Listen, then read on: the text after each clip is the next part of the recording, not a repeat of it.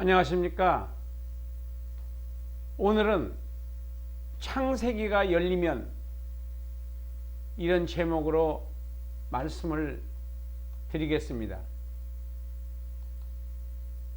창세기가 열리면 성경 66권이 보인다. 이런 제목입니다. 창세기가 얼마나 중요한가 를 단편적으로 보여준 내용이죠.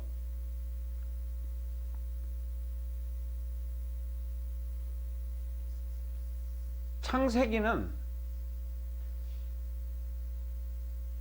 전체가 50장 26절로 되어 있습니다. 50장 26절. 그리고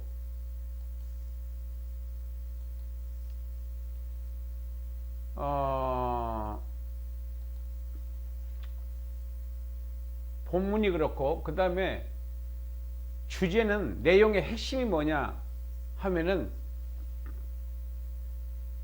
하나님과 아브라함과의 언약, 하나님과 아브라함과의 언약.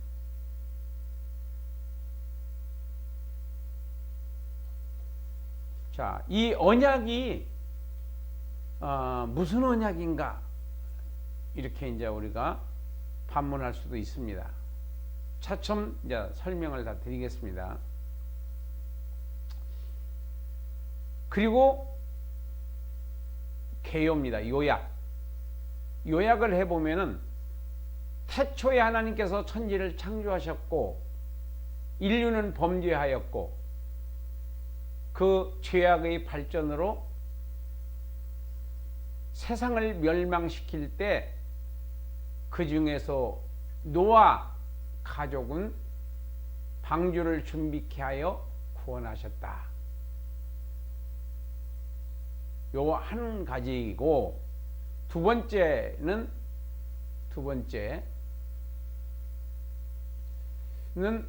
하나님은 아브라함을 선택하여 가나안 땅 언약을 맺으셨고, 그 가나안 땅 언약은 이삭과 야곱과 그의 12 아들의 후손들에게 계승되었다.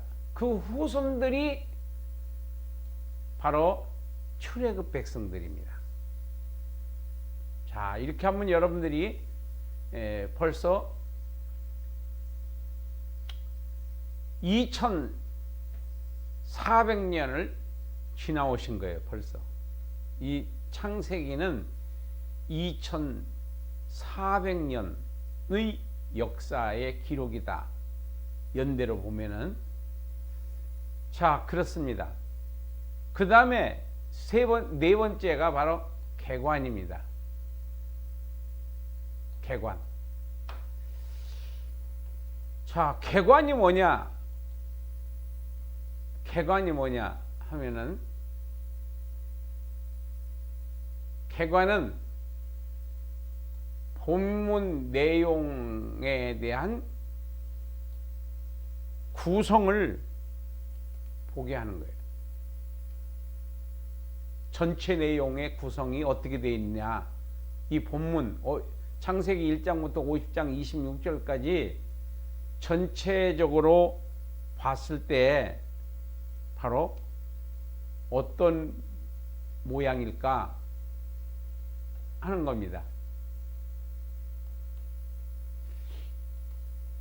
자, 창세기를 우리가 이해하시려면은 반드시 창세기는 두 가지의 주제로, 일단은 두 가지 주제로 보셔야 돼요. 그래야 창세기의 저자가 의도하는 바를 알 수가 있기 때문에 그렇습니다. 그냥 읽어서 되는 일이 아닙니다. 저도 성령님께서 인도하셔서 이 창세기가 열리게 되었고, 창세기가 열리니까 성경이 이제 전체적으로 볼 수 있게 됐고, 그리고 특별히 그 요한복음, 요한 1, 2, 3, 요한계시록 이 5권이 연관이 어떻게 되어 있다고 하는 것을 알게 된 거예요. 그러니까 창세기를 이해하지 못하면은 다른 성경은 부분적으로는 알 수 있죠. 그렇지만 통으로 볼 수는 없는 거죠. 전체 흐름에서 한 권, 두 권은 그 저자의 의도를 가지고 찾아 들어갈 수가 있는데, 전체는 이것은 창세기가 정리가 돼야 전체적인 흐름을 5가지 관점에서 우리가 바라볼 수 있다는 겁니다. 첫 번째가 천지창조. 아담과 가인의 범죄, 노아 때 홍수, 이렇게 3가지 사건을 지금까지 여러분들이 공부를 했다고 하시는 분들은 4가지 사건으로 여러분 들어오셨어요. 근데 그게 틀렸다는 거예요. 다르다는 겁니다. 틀렸다기보다도 다른 견해다, 이런 얘기. 다른 견해. 그 다음에 두 번째가 바로 내족장의 생애입니다. 여기에 깊은 뜻이 있는 거예요. 아니, 신학적인 면에서 이제 접근을 할 텐데, 일단 내용을 먼저 파악이 돼야 그 다음에 그 저자가 의도하는 바를 우리가 찾아 들어갈 수 있어요. 일단은 잊어버리지 말아야 할 것은, 창세기는 먼저 2가지 주제로 먼저 봐라. 먼저는 1단계는 이 천지창조와 사람 범죄와 그 다음에 노아 때 홍수, 이 3가지 사건 하고, 그 다음에 내족장의 생애. 내족장의 생애는 왜 썼을까? 천지창조, 아담과 가인의 범죄, 노아 때 홍수, 이거 왜 썼죠? 기록, 다 모든 성경은, 성경뿐만이 아니라 어떤 책이든지 저자가 기록한 목적이 있다고요. 창세기 같이 거작인 성경을 썼는데 어떻게 기록 목적이 없었겠습니까? 그것을 우리가, 그 질문이 바로 신학의 출발이잖아요. 신학의 출발은 왜라고 하는 질문부터 출발하는 겁니다. 왜? 그러니까 이성적으로 이게 이해가 되는 게 있고 이해가 안 되는 게 있어요. 하나님 관점에서 봤을 때는 이해가 안 되죠. 당연히. 사람의 관점에서는 이해가 되고. 그러니까 사람이 하나님을 알 수 없습니다. 다. 안다는 것은 부분적으로 우리가 아는 것 뿐이죠. 그래서 예수님의 말씀을 못 알아듣잖아요. 제자들도 그러고 바리새인들도 그러고 종교 지도자들이 다 못 알아들어요.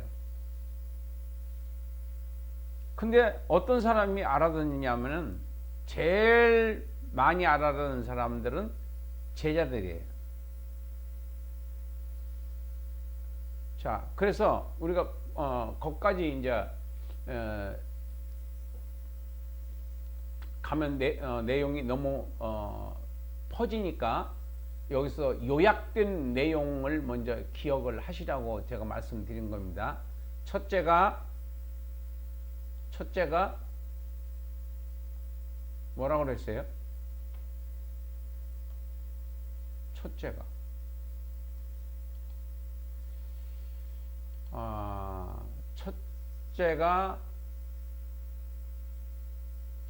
천지창조라고 했어요.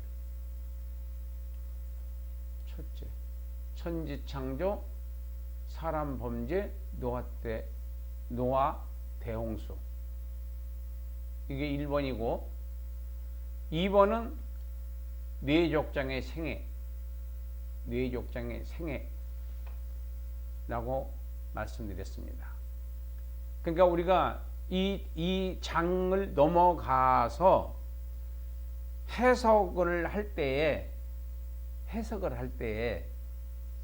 이 두 가지를 잊어버리지 말라고요. 이 두 가지 중심으로 해석해 나갈 거니까. 아시겠죠? 그 다음에 이렇게 이제 여기가 바로 신학적인 해석입니다. 여기가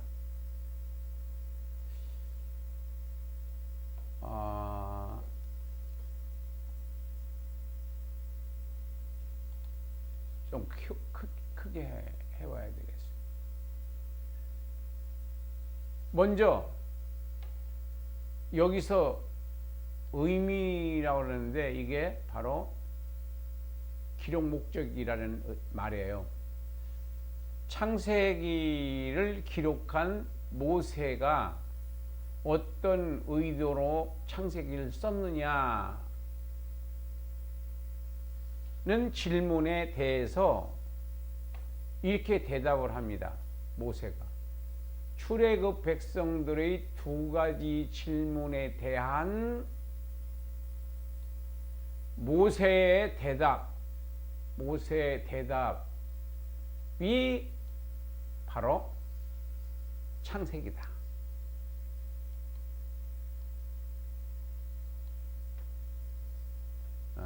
모세의 대답이 바로 창세기다. 자, 모세의 대답이 바로 창세기다.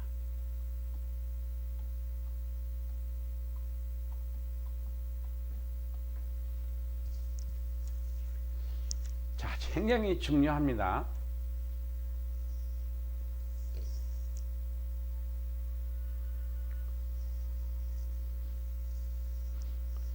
어떻게 하죠?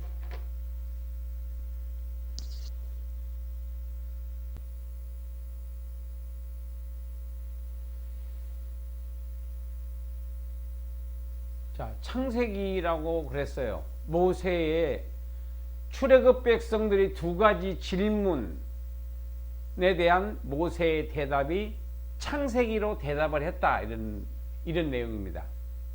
자, 먼저 한번 우리가 그 설명을 한번 들어보겠습니다.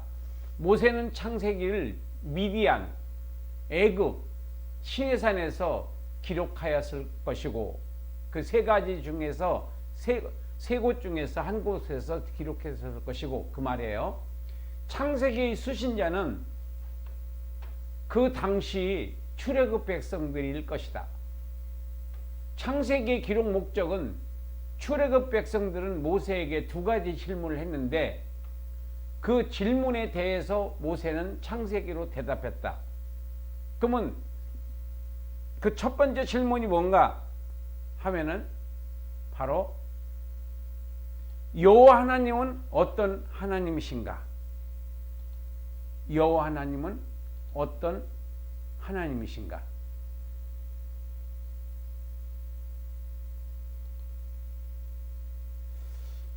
자, 그렇습니다. 여호와 하나님은 어떤 하나님이신가? 그 성경 본문은 바로 창세기 1장부터 10장 32절까지 10장 32절까지 이게 바로 세 가지로 설명을 하고 있다. 첫 번째가 천지 만물을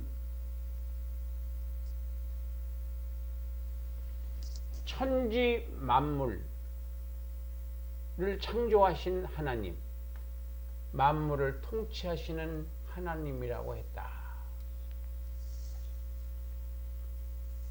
간단하게 말하면 여호와 하나님 어떤 하나님이신가? 첫 번째, 천지를 창조하신 하나님.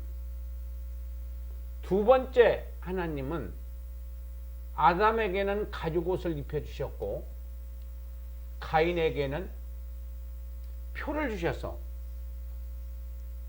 용서를 해주셨다. 세 번째는 노아 때는 인류의 타락이 범람하였고 끝까지 회개하지 않는 자들은 반드시 심판하시는 하나님이시라고 소개하였다.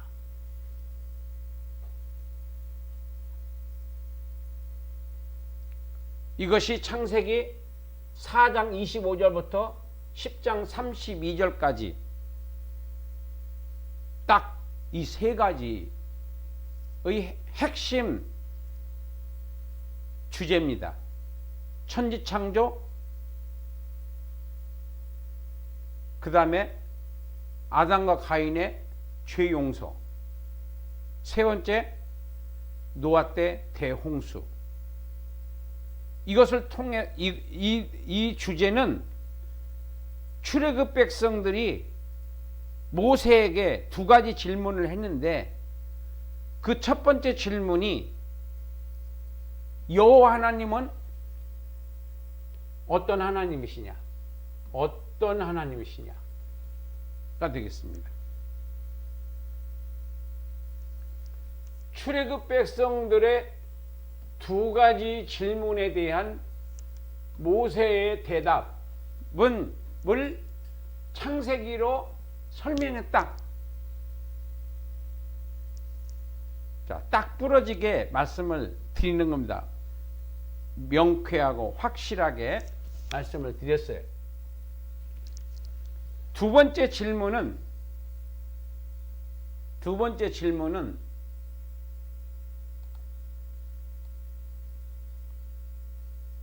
자, 이렇습니다.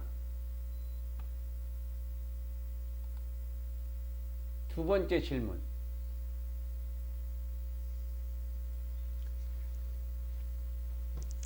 두 번째 질문입니다. 우리는 왜 가나안 땅에 들어가야 하는가? 11장 1절부터 50장 26절까지의 내용입니다. 우리는 왜 가나안 땅에 들어가야 하는가? 우리는 이라고 하는 말은 그 당시 출애굽 백성들을 의미하는 겁니다. 현대인이 아니고 출애굽 백성들이 그러는 거예요. 모세한테 우리가 왜, 우리는, 우리들이 똑같은 말이죠.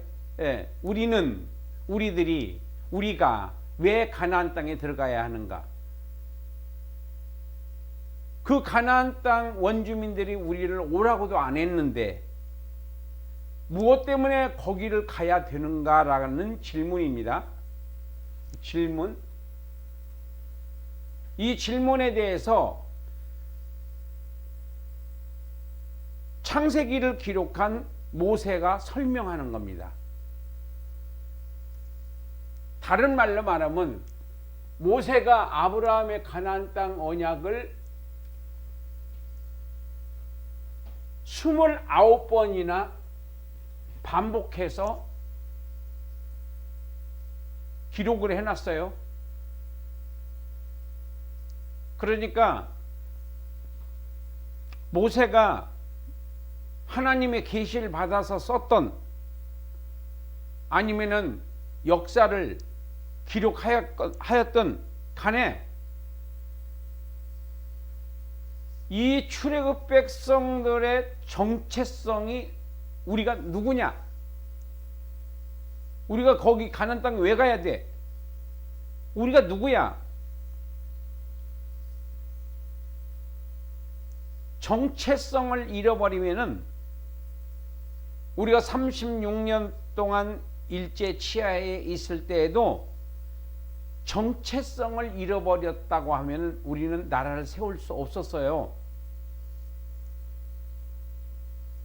그렇지만은 이승만 대통령이 정말로 대단한 방법을 통해서 우리의 정체성에 대해서 설명했고 설득해서 다 공산화가 될 때 대한민국만 자유민주주의, 자유시장 경제, 그리고 기독교라고 하는 이 종교를 받아들임으로써 이 세계에서 정말 주목되기 만한 나라, 그것도 반쪽짜리, 이 나라에서 10대 경제 대국, 방위산업 7위 등등 수식어가 붙을 수 있었던 것은 바로 하나님의 놀라운 선교에 대한 계획이 있으셨기 때문이라고 보는 것처럼, 이스라엘 백성들이 모세를 따라서 지금 광야를 지나 가는 과정 속에서 모세가 무엇이라고 그들에게 설득을 해서 그들을 이끌고 결국은 가나안 땅 앞마당인 모압 평지에 도착하게 되었, 그런 목적을 이룰 수 있었는가라고 하는 그 질문은 바로 창세기를 통해서 설명을 하고 있다는 겁니다.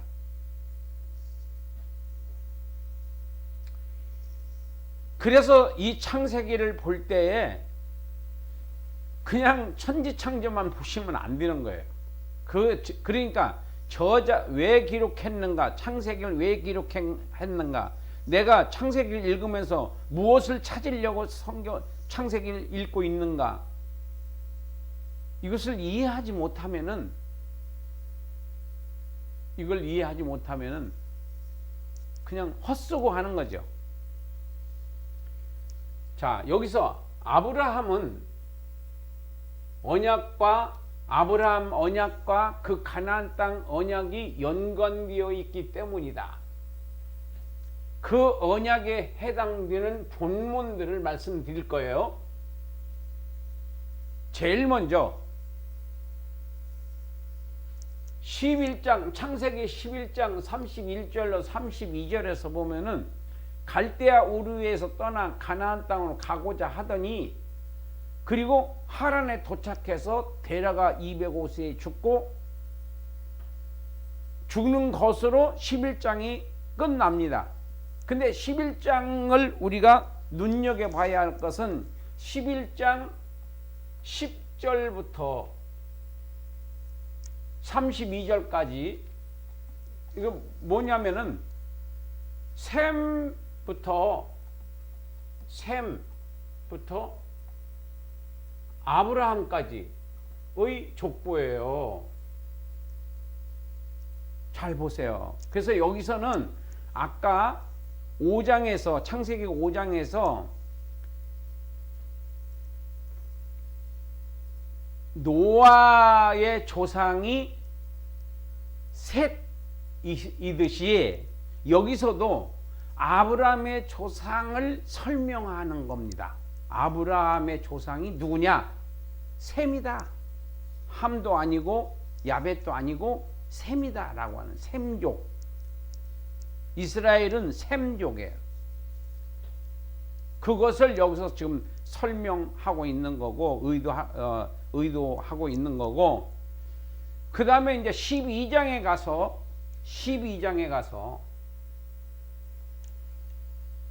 창세기 12장에 가서 너는 너의 본토, 친척, 아비 집을 떠나 내가 네게 지시할 땅으로 가라.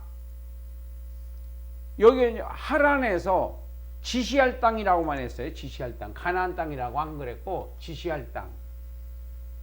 근데 그 지시할 땅이 이제 5절로 7절에서 12장 5절로 7절에서 나와요.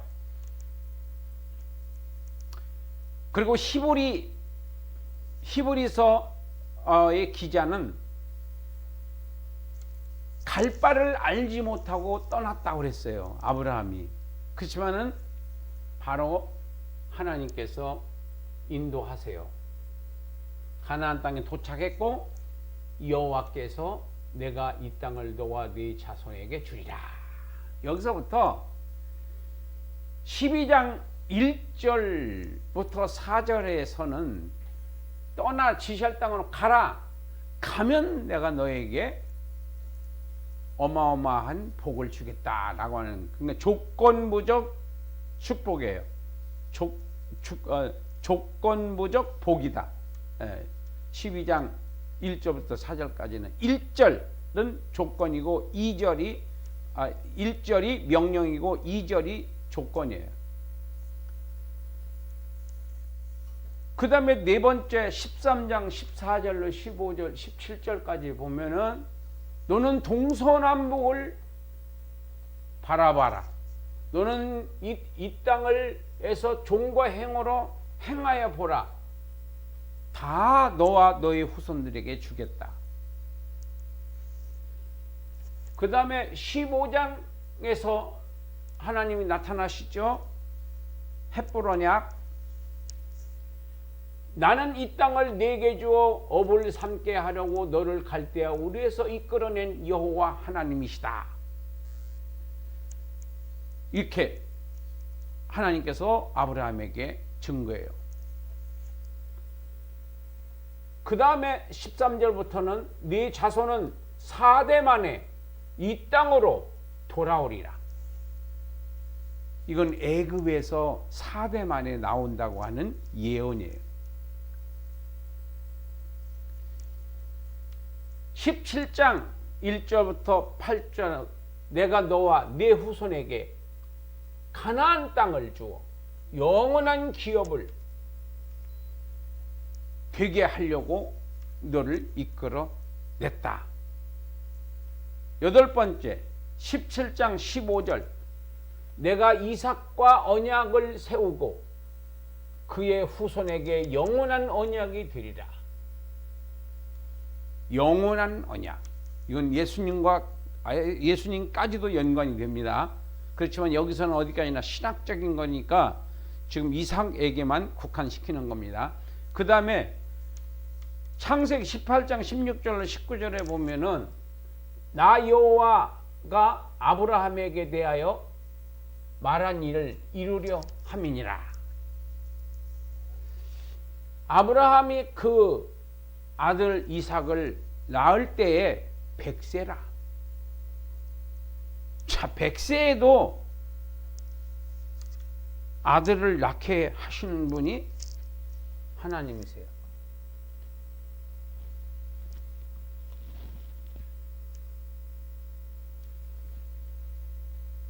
자, 그 다음에 11번째 이삭에게서 나는 자라야 내 씨라 칭할 것이니요. 이삭을 번제로 드리라. 22장에서요. 그리고 13번째에 가서 23장에 가서 400세겔을 주고 헤브론 땅을 막벨라구를 삽니다. 이게 큰 의미가 있는 거예요. 이제 아브라함 땅이 생겼어요. 여기서. 예. 물론 작은 쪼가리지만은 하나님께서 예수님께서 하시는 일을 전반적으로 보면은 결코 큰 사람을 쓰시는 것이 아니라 작은 사람, 못난 사람, 약한 사람, 병들어서 다 포기한 사람, 쫄딱 망한 사람, 이렇게 적용을 해볼 수 있듯이 바로 여기서도 창세기 25장에서 7절부터 아브라함이 죽은 후에 하나님이 그 아들 이삭에게 복을 주어. 자, 여기까지가 22장까지가 이삭, 22장 13절 이삭을 번제로 드렸다. 아브라함이 해족속에게 헤브론 땅을 샀다. 그러니까 13번째까지가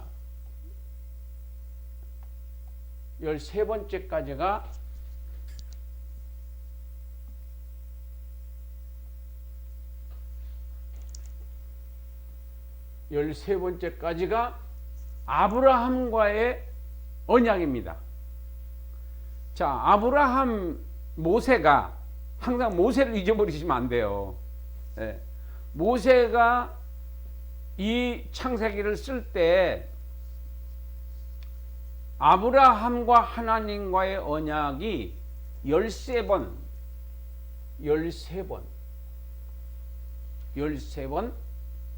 언약을 하셨어요.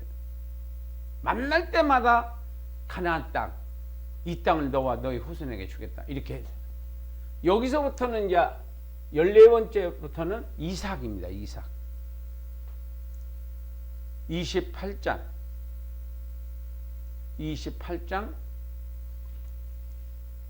27장 여기까지 이거는 이삭이에요. 그 다음에 야곱입니다.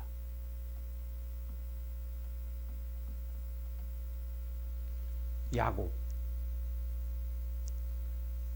이삭은 야곱을 불렀고 축복했다. 야곱이 베델에서 하나님께, 그러니까 이삭에게 축복받은 것은 사람에게 복을 받은 거잖아요. 아버지한테. 그런데 진짜 복은 여기서 복을 받는 거예요. 야곱이 베델에서 하나님께 축복을 받았다.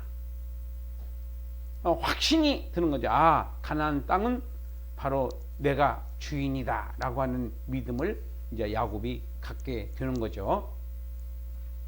그 다음에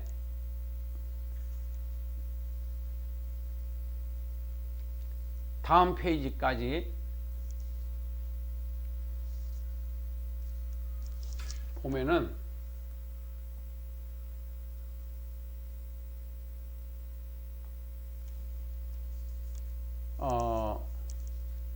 왕들이 내 허리에서 나오고, 그 다음에 창세기 37장 내 단을 둘러서서 절하였고, 또 해와 달과 별 11별이 4개. 요셉 얘기입니다. 요셉의 두 아들을 야곱이 양자를 삼았습니다. 그 다음에 그래서 12지파를 하고 레위인 별도로 이제 성막을 책임지는 성전을 이제 성막이지. 그 당시는 야곱이 믿음으로 말했다. 너희가 조상의 땅으로 돌아가게 될 것이다. 야곱이 유언을 합니다. 가나안 땅에 자기를 장사 지내달라고. 지금 애굽에서의 얘기입니다. 근데 이 야곱이, 거기가 제가 그 애굽에서 버스를 타고 지금은 옛날에는 그걸 요바라고 그랬잖아요. 지금은 텔아비브라고 그래요. 거기까지 그 지중해를 옆에다가 끼고 계속 고속도로가 생겼어요. 그걸로 몇 시간을 걸려서 애굽에서 이스라엘로 간 적이 있었어요. 그러니까 그 당시에 말 타고 사람 걷고 그러면서 갔을 텐데 수십 일이 걸려서 애굽에 가서 자기를 장사를 태워 그 가나안 땅에 자기를 묻어달라고 맹세를 시킵니다. 그 당시는 요셉이 세력이 있었기 때문에 그 아버지의 유언을 들어드릴 수 있었어요. 바로도 홍쾌하게. 왜? 요셉이 그 당시에는 실세였기 때문에 요셉의 말을 들어줄 수뿐이 없었어요. 그리고 기쁘게 갔다 오라고 합니다. 그래서 그 막벨라굴에다가 아버지 야곱을 장사 지내고 왔어요.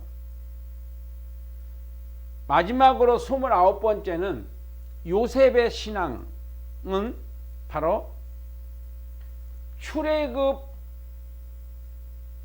할 때에 출애굽할 것을 믿었어요. 자신의 유고를 반드시 가져가 달라. 자, 여러분들이 어떻게 생각을 하셔야 되냐면 창세기 읽을 때 이 네 족장들이 왜 그렇게 가나안 땅에 집착을 하는가? 그걸 생각하셔야 돼요. 그냥 읽어가지고 되는 일이 아니라고요. 이 네 족장들이 가나안 땅에 연연하고 있는 것을 알 수 있어요. 그래서 마지막으로 요셉이 애굽에서 눈을 감을 때마저도 너희들이 반드시 애굽을 떠나 가나안 땅으로 가게 될 것이다. 그럴 때 내 유고를 반드시 가져가 달라고 맹세를 시키고 그것이 계승되어서 바로 출애굽 백성들이 요셉의 뼈를 갖고 갑니다. 지금도 요셉의 무덤이라고 해서 세겜에 있잖아요. 자, 보세요. 그래서 우리가 모세오경을 창세기를 읽을 때 뭐를 생각을 해야 되느냐면은 이 네 족장의 이 네 족장의 신앙을 한번 살펴봐야 돼요. 네 족장의 신앙.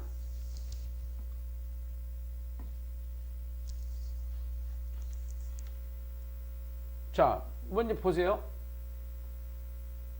모세는 본문에서 네 족장의 가나안 땅 언약 신앙을 가나안 땅 언약 신앙을 소개하고 있다는 것을 여러분들이 발견하셔야 창세기를 읽은 목적을 달성하게 되는 거예요. 네 족장들의 가나안 땅 언약 신앙을 소개하고 있는데 이 말을 못 알아듣고 여러분들이 무슨 스토리 그냥 내용에서 그냥 멈춰버리시면은 창세기를 읽은 목적을 달성하지 못하는 거예요. 여기서 이렇게 여러분들이 요약해서 볼 수 있어야 돼요. 창세기 11장부터 50장 26절까지 그러니까 40장 창세기 11장부터 창세기 50장까지의 이 네 족장의 생애를 통해서 네 사람 아브라함의 신앙, 이삭의 신앙, 야곱의 신앙, 요셉의 신앙. 아브라함의 신앙은 말씀을 믿고 하란을 떠났다는 것이고, 이삭의 신앙은 애굽으로 내려가지 않고 가나안 땅을 지켰다는 것이고, 야곱의 신앙은 자기 시신을 가나안 땅에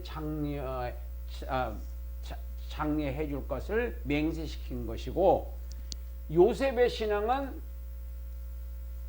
떠날 때, 이 땅을 떠날 때 가나안 땅을 향해서 이 땅을 떠날 때에 유고를 가져가 달라는 맹세를 시켰다는 것이 바로 그 사람들이 그 당시에 자기들의 신앙이었었다는 거예요. 가나안 땅이라고 하는. 자, 창세기 결론을 말씀드리겠습니다. 그럼 결론이 뭐냐? 창세기에서의 신학적인 결론이 뭐냐면은 모세는 창세기에서 여호와 하나님 소개와, 첫 번째가 여호와 하나님 소개와, 두 번째는 가나안 땅 언약 신앙을 강조했습니다. 출애굽 백성들의 조상이 되는 아브라함과 하나님과의 가나안 땅을 주시겠다고 약속을 했다는 거예요. 그게 신앙이 돼야 돼. 그 당시에 그 언약은 아브라함과 이삭과 야곱과 12아들에게로 계승되어 왔고, 우리는 여기 우리는이라는 것이 현대인을 말하는 거 아니에요. 출애굽 백성들이에요. 출애굽 백성들. 우리는 그의 후손들이다. 그러므로 우리는 그 언약의 땅에 들어가 우리의 후손들로 하여금 여호와 하나님만을 섬기는 나라를 세워 후손들에게 남겨주는 것이 우리의 시대적 사명이요 하나님의 명령인 것이다. 출애굽 과정에서 아무리 힘이 들어도 여호와 하나님만을 의지하고 힘차게 나아가면 결국은 가나안 땅에 들어가게 될 것이다. 이게 지금 모세가 창세기를 기록한 목적이 되는 거예요. 자, 억지로 푸는 것이 아니라 이해가 되잖아요. 연태까지 창세기를 수십 번, 수백 번 읽어서 이런 뜻을 우리가 찾지 못했어요. 하나님께서 이제 열어주신 거죠. 이렇게 되면은 이제 여호수아와 연결이 다 돼요. 여호수아는 이제 이 창세기의 결론이 1차적인 결론이 여호수아고 2차적인 결론이 사무엘 하가 되는 거예요. 자, 이렇게 연결이 돼요. 이제 한 권 한 권씩을 여러분들이 이제 설명을 나중에 이제 듣게 되겠지만은, 자, 그래서 이제 여기까지 하는 것은 여러분들이 3단계입니다. 3단계를 우리가 했어요. 여기는 4단계입니다. 우리가 4단계의 관점에서 조금 어려울란지 모르겠지만은 그래도 한번 해보죠. 또 오늘 이렇게 신학적인 3단계까지 하니까 좋잖아요. 내용을 우리가 이해를 하니까 창세기가 이런 목적이 있었구나. 창세기 기록한 목적이 오늘 새삼스럽게 여러분들은 이해가 됐으리라고 믿습니다. 그러면 그것을 이제는 하나님의 관점에서 보자는 거예요. 하나님의 관점.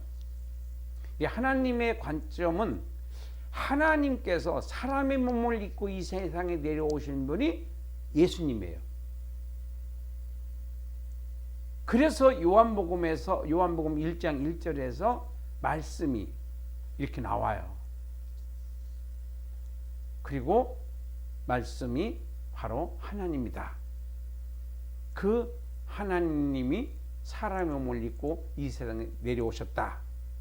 이게 1장 14절, 요한복음 1장 14절에서 사람의 몸을 입고 이 세상에 오셨다. 하나님의 독생자가. 자, 그러니까 성경을 어떤 관점에서 보느냐에 따라서 우리가 스토리적인 면, 그러니까 내용적으로 볼 것이냐, 어떤 내용적으로 볼 것이냐가 관찰이고, 그 다음에 그 뜻을, 그 저자의 의도를 우리가 살펴볼 것이냐, 이게 신학적인 해석 3단계고, 하나님의 관점에서 볼 것이냐, 이건 4단계.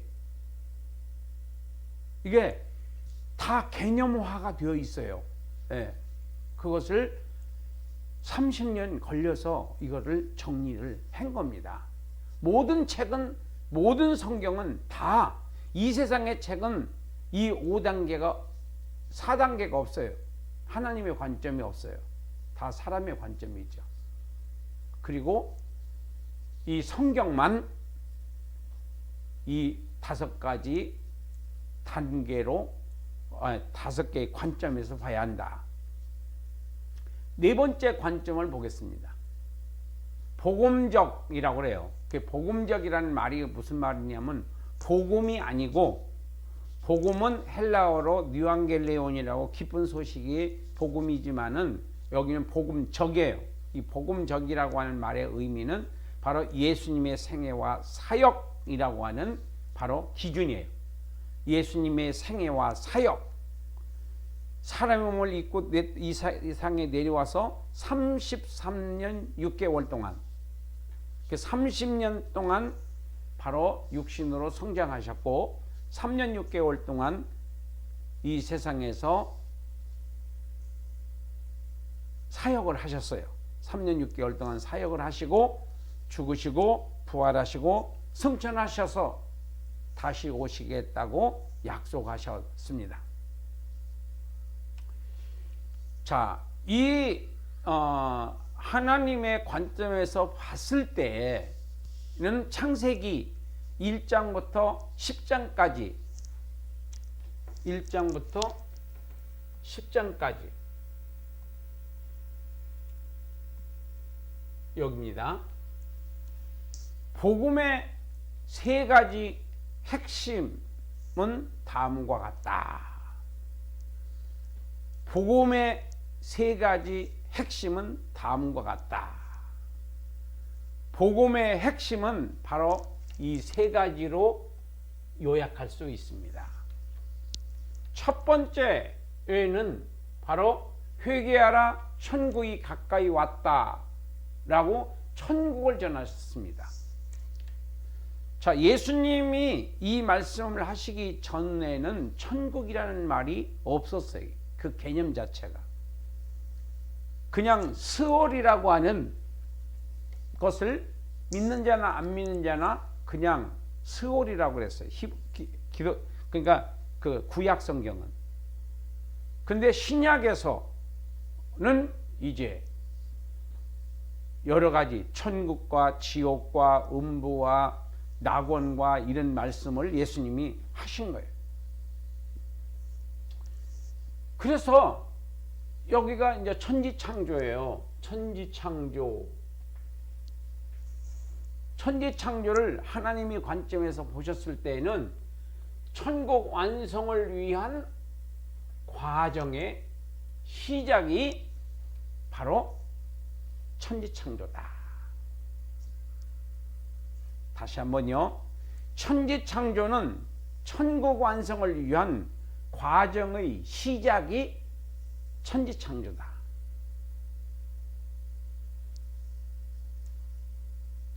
그러니까 회개하라, 천국이 가까이 왔다. 천국이 중요합니다, 여러분들. 천국을 빼놓고는 아무 의미가 없어요. 그래서 천지창조는 천국 완성을 위한 과정의 시작이 천지창조다. 그게 회개하라, 천국이 가까이 왔다 라고 천국을 전하셨어요. 두 번째는 죽을 죄에서 용서받을 수 있는 길을 전해주셨어요. 그 길이 뭐냐? 예수님을 믿는 겁니다. 예수님이 요한복음 14장 6절 나는 길이요 진리요 생명. 무슨 길? 영생으로 가는 길. 무슨 진리? 영생을 가르쳐주는 진리. 무슨 생명? 영원히 사는 생명. 바로 두 번째 핵심은 죽을 죄에서 우리는 용서를 받았느냐 못 받았느냐가 지옥 가느냐 천국 가느냐가 결정지어지는 거예요.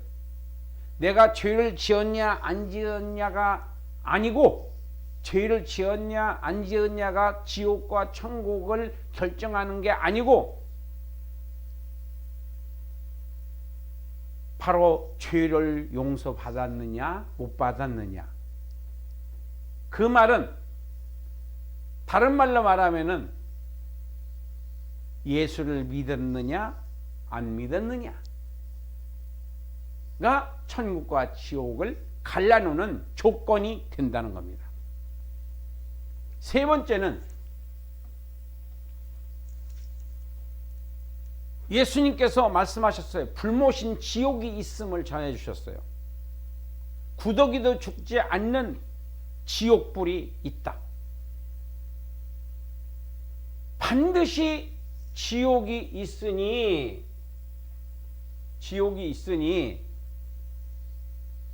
나를 믿고 예수님을 믿고 그 심판에서 자유를 받아라. 노아 때의 홍수 심판으로 불신자들의 백보자 심판을 경고하신 거예요. 이게 뭐야? 여기는 그 당시는 물심판이었습니다. 이제 불심판입니다. 불심판. 물심판과 불심판으로 나눠져 있는데 바로 물심판은 노아 때 지나갔고 물심판은 지구를 물로 담궜지만은 불심판은 우주를 모든 에너지를 녹여서 없애버릴 것이고 그리고 새하늘과 새 땅에서 우리는 살게 될 것입니다. 그래서 예수를 믿으라는 거예요. 복음의 세 가지 핵심은 바로 회개하라, 천국이 가까이 왔다. 죽을 뒤에서 용서의 길이 있다. 용서받을 수 있다. 예수 믿으면은 용서받을 수 있다. 지옥이 있다. 회개하라. 예수 믿고 구원받아라. 자, 이것이 바로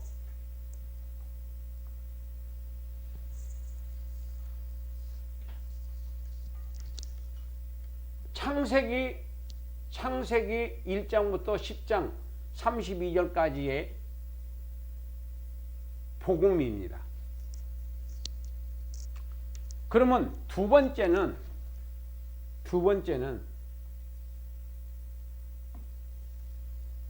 예수님의 네 가지 사명에 대해서 말씀드리겠습니다. 여기는 지금 네 족장의 생애죠. 아브라함의 생애, 이삭의 생애, 야곱의 생애, 요셉의 생애. 1번, 2번, 3번, 4번. 자, 예수님께서 네 가지 사명을 성취하셨어요. 창세기 11장 1절부터 50장 26절까지 본문이고 예수님의 네 가지 사명의 완수. 첫 번째는 천국을 세우시려고 이 땅에 사람의 몸을 입고 이 세상에 오셨다는 거예요. 천국을 세우시려고. 두 번째는 세상 죄를 지고 가는 하나님의 어린 양으로 오셨어요. 그래서 어린 양처럼 죽으셨습니다. 영원한 죽음에서 놓여 있는 자기 백성들의 대속을 위해서 이루었어요. 세 번째는 영원한 기업을 세우시려고 이 땅에 오셨습니다. 그 영원한 기업이 누구냐? 성도입니다. 성도. 그래서 예수님은 이 세상에 섬기는 자로 살고 가셨어요. 섬기는 자로. 우리가 섬김을 받으려고 하는 이거는 인간의 본능이에요. 이 본능을 우리가 잘라버리고 섬기는 자로 살아야 한다는 거예요. 네 번째는 영원한 왕께서 애국과 같은 땅에 오셔서 그 희생을 치르신 거예요. 하나님의 구속 계획에 대한 구약에서의 계시와 예언을 다 성취하셨다. 누가? 예수님이에요. 예수님의 네 가지 사명. 첫째, 이 땅에 천국에다가 천국을 세우시려고 이 땅에 육신의 몸을 입고 이 땅에 오셨다. 그리고 세상 죄를 지우고 하는 어린 양이 죽듯이 십자가 위에서 죽으셨다. 그래서 예수를 믿는 자들은 죄사함을 받아 하나님의 백성이 되어 하나님의 기업을 삼게 하셨다. 그리고 영원한 왕이 되신다. 영원한 왕이 되시려고 이 세상에서 어마어마한 희생의 대가를 지불하셔서 구약의 모든 예언을 다 이루시고 앞으로 신약에 구원받을 모든 성도들의 죄를 대속해 미리 놓으셔서 믿기만 하면 죄사함 받는 용서의 시스템을 만드시고 가신 겁니다. 이 사실을 우리한테 믿어지게 하시는 분이 성령님이십니다. 그 성령님께서 지금까지 이 세계를 지금 정복해 가고 계시는 거예요. 이 사탄과 성령과의 전쟁은 지금도 세계 구석구석마다 벌어지고 있는데 그 적이 누구냐 하면은 바로 사탄은 보이지 않는 적이고 보이는 적은 바로 공산주의자들, 주사파자들, 그리고 이슬람자들, 각종 이단들, 그리고 무당, 이런 모든 것이 영적인 적인 것입니다. 적과 아군을 구분하지 못하면은 이 사람은 아무리 교회를 다녀도 구원받지 못합니다. 영의 세계, 육의 세계,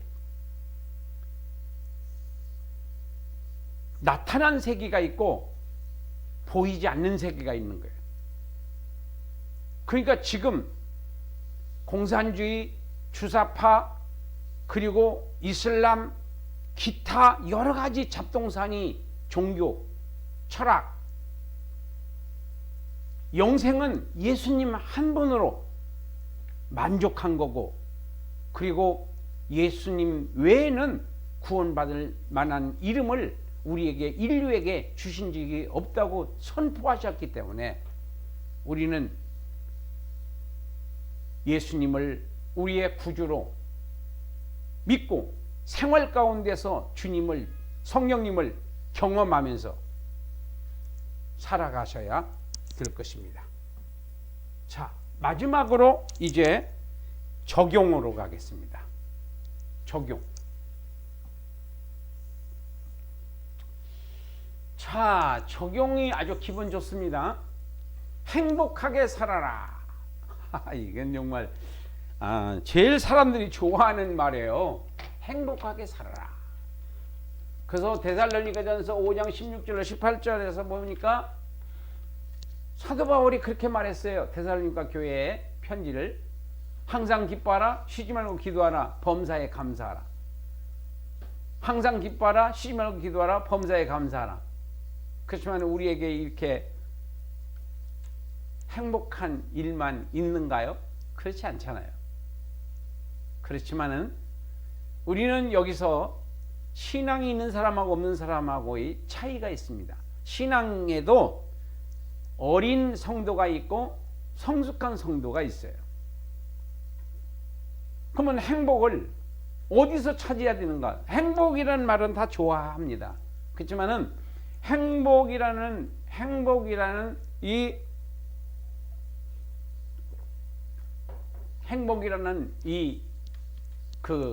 뜻이 뭐냐면은 만족이라는 말이에요. 만족. 만족스럽다. 행복하다. 그런데 하나님의 성도들이 행복하게 살기 원하십니까? 다 원해요. 뭐 믿는 자는 안 믿는 자 다 마찬가지예요. 근데 세상 사람들이 원하는 행복이 있어요. 믿음이 어린 성도들이 원하는 행복의 조건이 있습니다. 그러나 성숙한 성도들이 원하는 행복의 조건들이 있을 것입니다.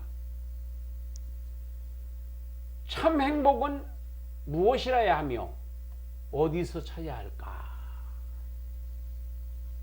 참 행복은 무엇이며 어디서 찾아야 할까?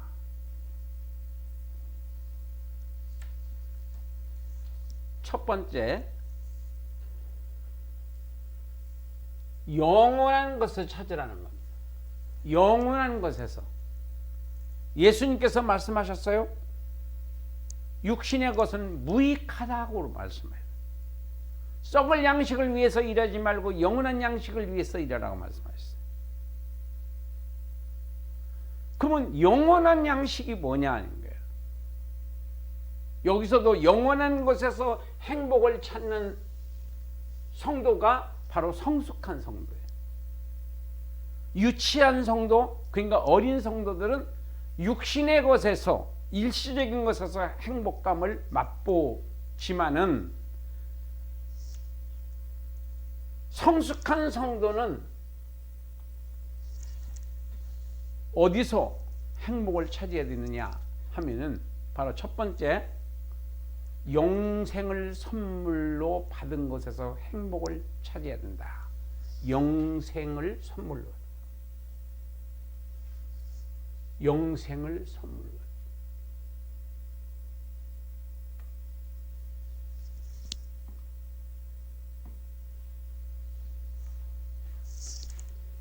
저와 여러분들은 영생을 선물로 받았습니다. 예수를 구세주로 영접한 성도들에게는 바로 영생이라고 하는 선물을 주셨습니다. 그래서 요한일서 5장 13절에 보면은 믿는 너희에게 내가 이 글을 쓴 것은, 이 성경을 쓴 것은 믿는 너희에게, 믿지 않는 사람들에게는 아니고 믿는 너희에게 영생이 있음을 알게 하려고, 영생이 있음을 알게 하려고 요한일서를 썼다. 그래서 요한일서 기록 목적을 그렇게 설명하고 있는 거예요. 믿는 너희에게. 영생이 뭡니까? 여러분, 지옥과 천국은요, 하늘과 땅일 정도가 아니라, 그 이상의 표현이 있다면은 그런 차이가 있는 겁니다. 천국과 지옥은 어마어마한, 그러니까 순간 우리가 뜨거운 불에 튀었을 때 뜨거워 하면서 손을 치우잖아요. 근데 영원토록 그 뜨거운 불에서 고통을 겪는다고 여러분들이 상상이라도 한번 해보세요. 근데 예수를 믿으면은 바로 그곳에서, 바로 하나님이, 예수님이 통치하시는 나라, 이 세상의 대통령은 다 국민을 위해서 한다고 그러지만 자기를 위해서 하잖아요. 그러나 예수님은 진정으로 우리를 위해서 십자가를 지신 분이에요. 바로 그분이 우리에게 영생을 주시려고 그 쓰라린 고통을 겪으신 것이잖아요. 그래서 그 선물, 그거는, 영생은 우리의 노력으로 받는 것이 아니라 예수를 믿음으로 공짜로 그냥 받은 겁니다. 제자들이 예수님한테 떠나서 병 고치고 복음을 전했습니다. 그리고 그들이 와서 예수님께 보고했어요. 누가복음 10장에서 보면. 그리고 와서 예수님한테 뭐라고 보고하냐면 귀신들이 떠나가더이다 그랬어요. 그때 예수님이 뭐라고 말씀하셨느냐면 귀신들이 너희들에게 떠나는 것으로 기뻐하지 말고 네 이름이 생명책에 기록된 것으로 하늘에 기록된 것으로 기뻐하라고 그랬어요. 이게 뭐냐면 이게 영생이에요. 하늘에 생명책에 저와 여러분들의 이름이 기록되어져 있기를 바랍니다. 그게 믿어져야 돼요. 그리고 행복은 첫 번째 거기서 찾아야 된다. 돈이 많이 들어오는 것도 행복한 거죠. 좋은 옷을 사는 거, 좋은 자동차를 타는 거, 좋은 아파트에서 사는 거 다 행복한 겁니다. 자녀들이 잘 되는 거 다 행복한 거예요. 그렇지만은 그보다 더 행복한 거는 내 이름이 생명책에 기록된 것으로 더 행복해져야 맞습니다. 이거는 누가도 뺏어갈 수가 없는 거예요. 영생이 믿어졌을 때 우리는 순교도 할 수 있는 거예요. 영생이 믿어졌을 때. 네 이름이 생명책에 기록된 것으로 기뻐하라. 저와 여러분들의 이름이 생명책에 기록된 것으로 행복을 삼으시기 바랍니다. 두 번째는 하나님의 사랑에서 행복을 찾으라. 예수님은 사랑하셨기 때문에 우리들의 지옥 갈 죄에서 용서해 주신 겁니다. 사랑했기 때문에 주님이 죽으셨고 그 죽음의 대가로 내가 살아나는 그런 선물을 저희들이 받았어요. 이 세상에서도 남녀간에 사랑하는 사람들을 정말로 사랑하면은 상대방을 위해서 희생할 수 있습니다. 정말 사랑이라는 것은 아름다운 말이고 정말 대통령이 나를 사랑해 준다고 해도 몸둘 바를 모를 지경인데 천지를 창조하시고 천국의 왕이신 예수님께서 나 같은 죄 많은 인간을 사랑하기 때문에 나를 구원하셨고 나를 지금까지 인도하셨다는 것이 내가 믿어졌을 때 나는 그 사랑 앞에서 몸둘 바를 모르고 감격해서 눈시울이 뜨거워져야 맞습니다. 예수님이 나를 사랑한다니 나 같은 존재를 기억이나 할까 했는데 그게 아니라 나를 위해서 십자가에 죽으셨대. 내가 십자가 심판, 백보자 심판을 내가 받아야 되는데 예수님이 미리 십자가 위에서 받으시고 나를 살리셨대. 이것이 믿어졌을 때 저나 여러분들은 바로 거기서 예수님의 사랑에서 하나님의 사랑에서 행복을 찾아야 됩니다. 다른 데서 행복을 찾는 것이 아니라 하나님이 나를 사랑한다는 것, 여기서 우리는 행복을 찾아야 됩니다. 세 번째,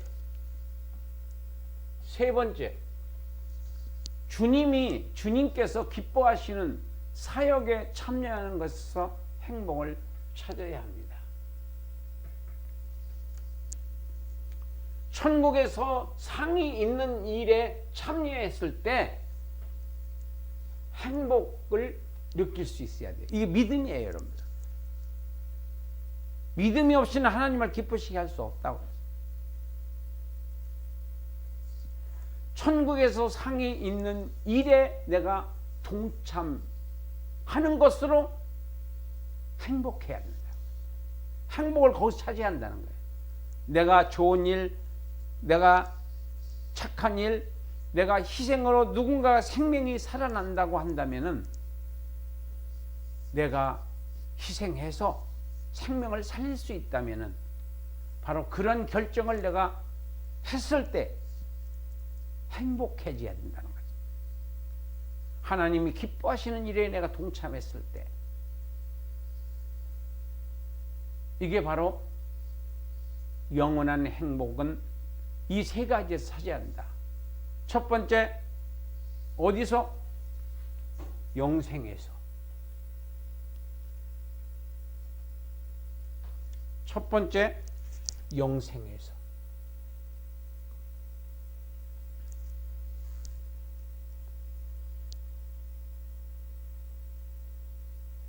영생에서.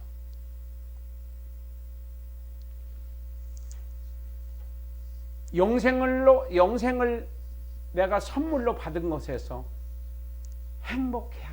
행복을 느끼셔야 돼. 하나님의 사랑에서 행복을 느껴야 된다. 이게 다 영원한 행복입니다. 영원한 행복. 세 번째, 하나님이 기뻐하시는 사역.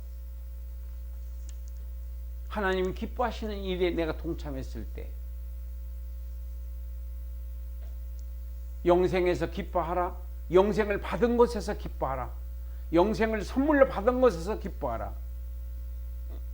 하나님이 나를 사랑한다는 이 사실 앞에서 내가 행복해라.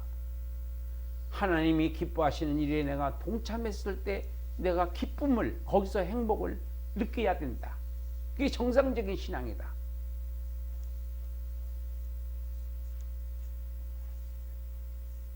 자, 그렇다면은 자, 이렇게 살고 싶죠? 네, 다 그렇게 살고 싶을 겁니다. 예수 믿는 사람들은. 그렇지만은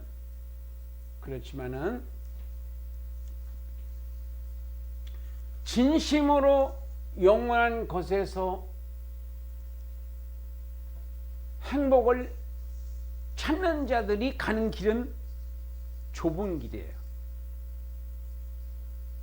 진심으로 영원한 곳에서 행복을 찾는 자들이 가는 길은 좁은 길입니다. 첫째, 어떤 길이냐? 죄의 악습을 끊어야 돼요.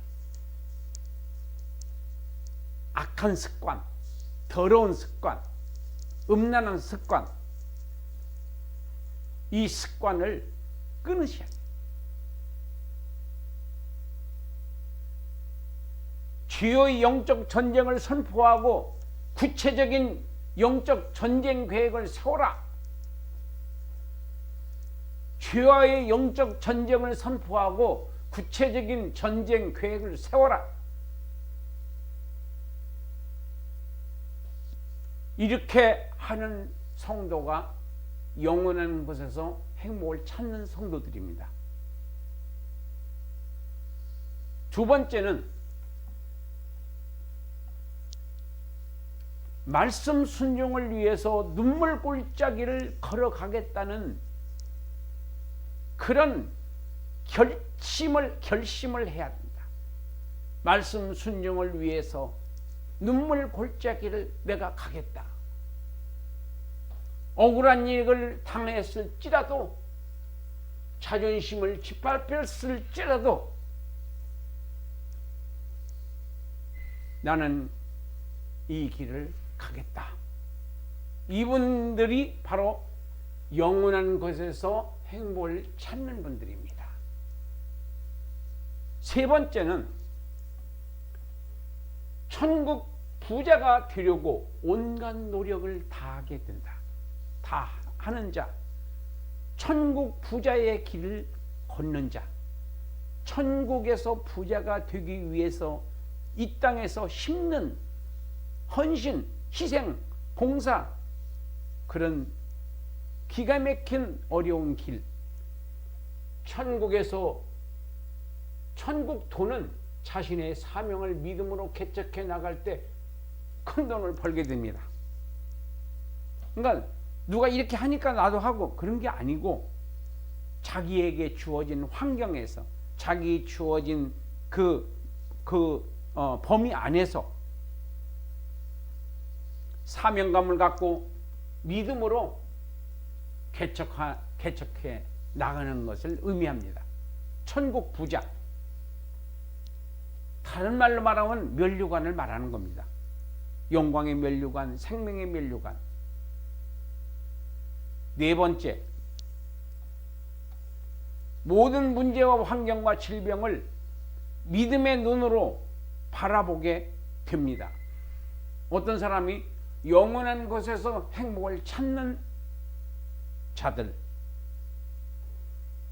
모든 문제와 환경과 질병을 믿음의 눈으로 바라보게 된다.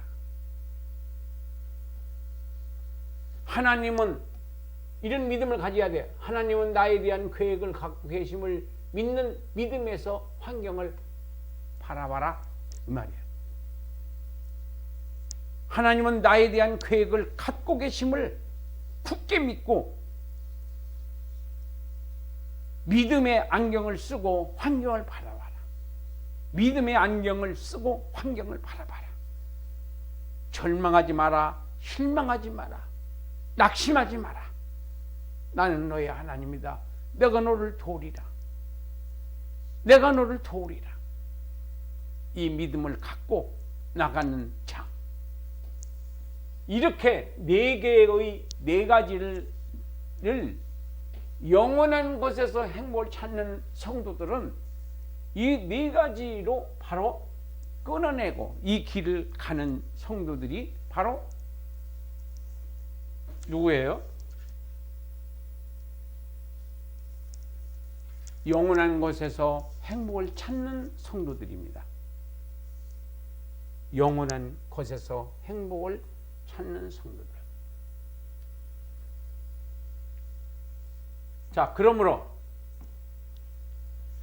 영원한 곳에서 행복을 찾는 성도들이 되어 이 세상에서와 천국에서 행복하게 사시는 여러분들이 되시기를 예수님의 이름으로 간곡히 축복하는 기도를 여러분들을 위해서 하고 싶습니다. 영원한 곳에서 행복을 찾는 성도가 되어서 이 땅에서도 잘되고 천국에서도 훌륭한 면류관을 받을 수 있는 그런 성도들이 되어줬으면 좋겠습니다. 감사합니다. 긴 시간 끝까지 들어주셔서 감사합니다.